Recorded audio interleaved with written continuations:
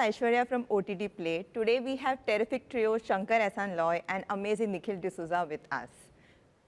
Welcome to OTTplay. Thank you.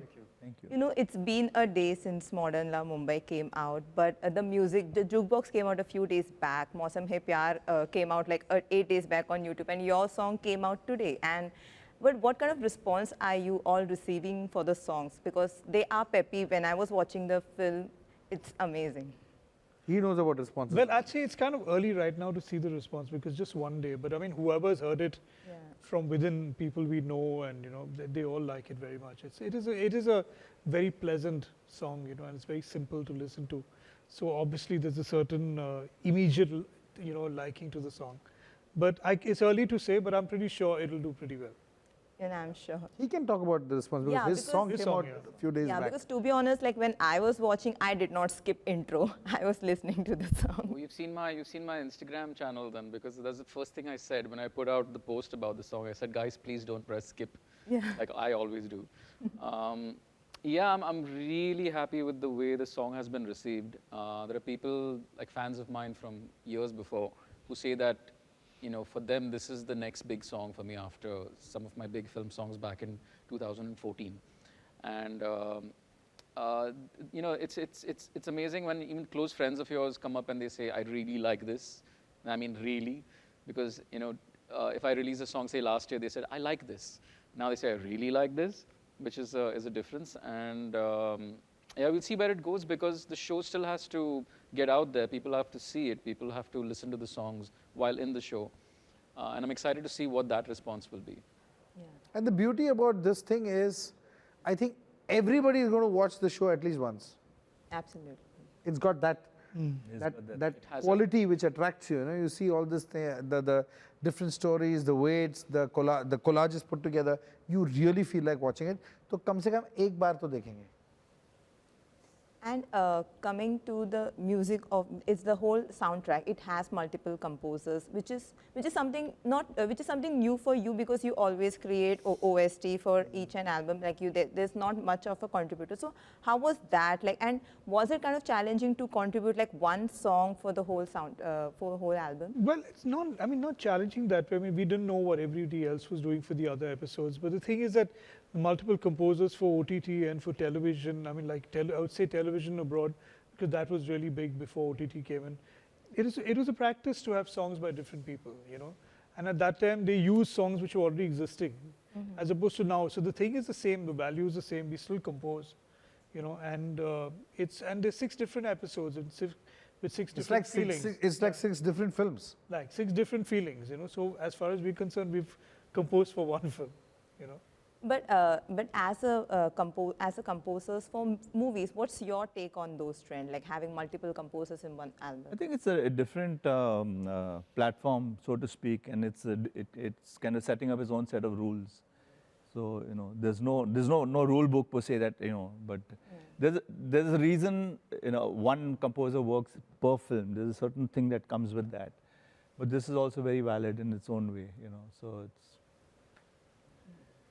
And coming to OTT space, it's like people say that a lot of actors got new opportunities, never and everything. But even for musicians, they are like even Modern Love also has a lot of new like Kamakshi and Neel Adhikari and all that. And even you did with Bandish Bandits, like it was like a blast you guys you created when with Amazon.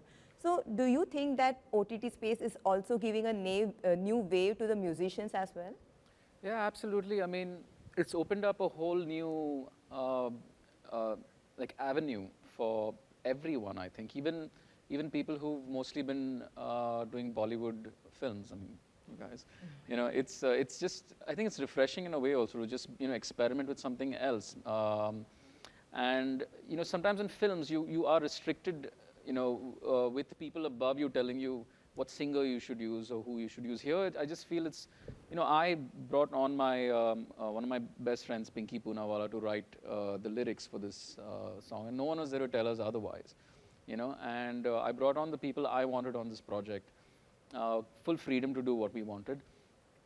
So absolutely enjoyed that, and I think what's happening here is a scene that is being created that is also an alternative to film music, but people in the film industry will sit up and take notice of what's happening here and understand that you can have different approaches to creating a song, and it works really well, and they'll see the audience reacting to it. I feel it's just going to feed off each other and be. As I was telling earlier, I mean, it's also a kind of, I would say, a signal to the traditional kind of directors who have theatrical releases that start making good films. Yeah, the change can either come from within or from the outside. So here's, new kid on the block. So redefining all the rules. It's a new, You're forced it's a new to. world altogether. Yeah, So it's given opportunity not only for musicians, for technicians, for the spot boys, for all the actors, people who people need not depend only on a big theatrical release or any film which comes and goes. So many actors have come back into the scene and they've been appreciated, and it's so refreshing to see a big bag of talent out there. It's amazing. And how did you compose Shuru Se Shuru?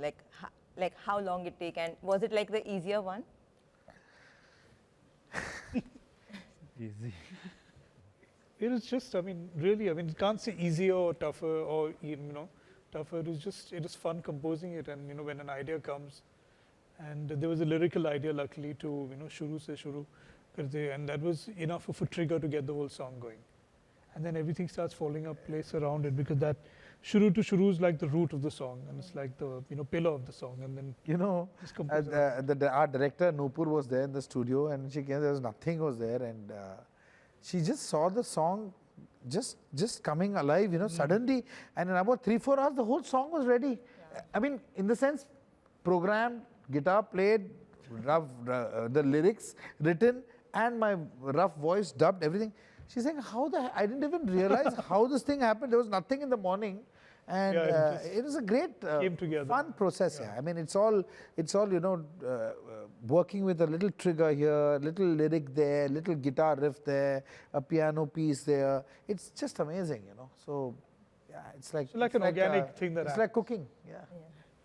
And what about Mausam Hai Pyar? So for Mausam Hai Pyar, that was going to be the title track of the show, and it was, for me, I referenced the original Modern Love series made out of in America.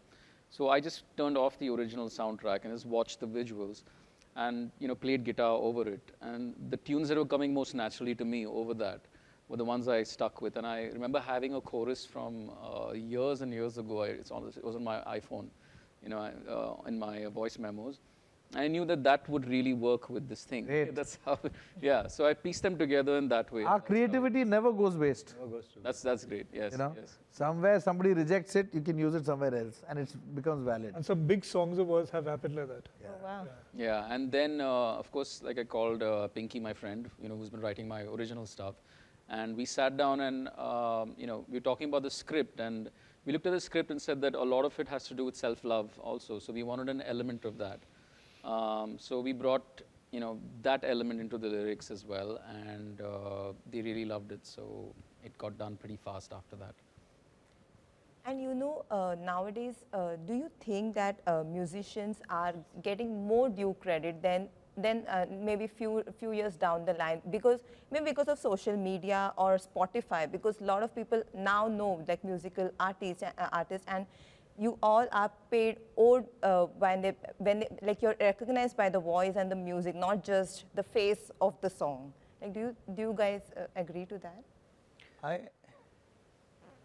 Well, actually, that started happening ever since, media started getting stronger. I mean, I'm not even talking about social media. I'm just talking about in general. Even from the time of Dil Chahta Hai, and when we did the music, it is now composers started performing their songs more. So then suddenly you can put a face to it.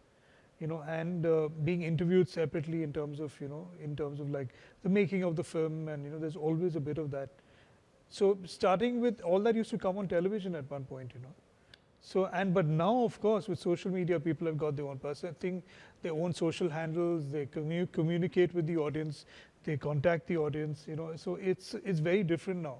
So it's much easier and much more. It gives more of a face, to the composer, and gives him a personality outside of just the movie. Yeah, but I have a different viewpoint. I think that in a film, due credit should be given to the composer and lyricist, which is not being done. Actually, the amount of credit that needs to be given, you know, in today's day, the composer's name comes right at the last slate. When the person has finished his popcorn and he's already left the theater, that's when your name comes up.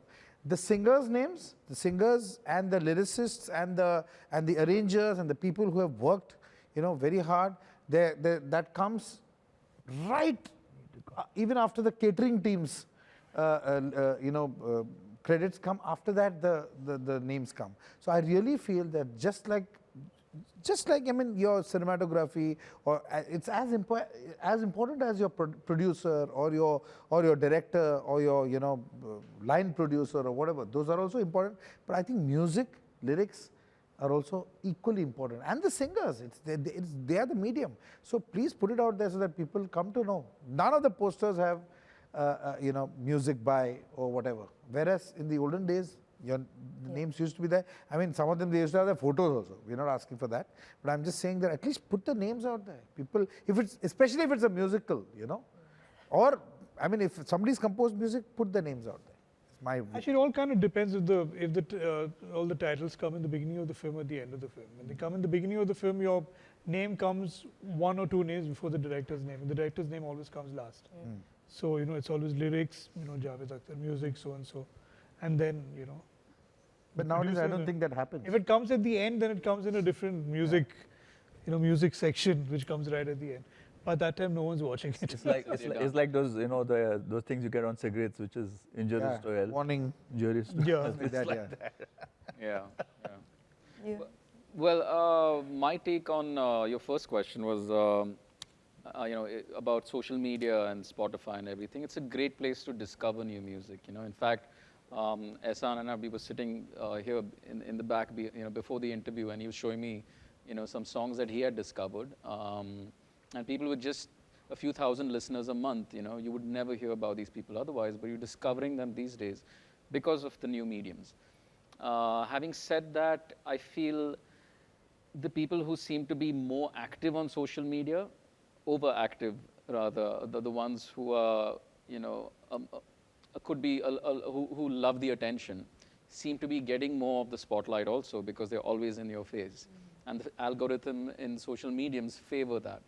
You know, so if you're a quiet, inward musician, you have to just hope that, you know, you have hardcore fans who will keep listening to you and follow you for whatever you're doing. So there's two sides to it, I feel. You know, on the one side, you have as much music as you want access to. But on the other side, there's also too much of it. True. You know, and to sift through all of that to find the right people who you want to listen to, or, you know, is becoming difficult also. And absolutely about composers, lyricists getting their due. It is high time. I feel now is the time that, you know, the producers, the current producers can change that. The way I see it is like you got 24 hours in a day, which belong to you as an individual. How much of your time slice do you want to offer to any of these avenues or verticals, okay, right? And at what price? It's as simple as that. That's the way I see it. Thank you so much. Thank you, Aishwarya. All the best. Can't wait for more. Thanks.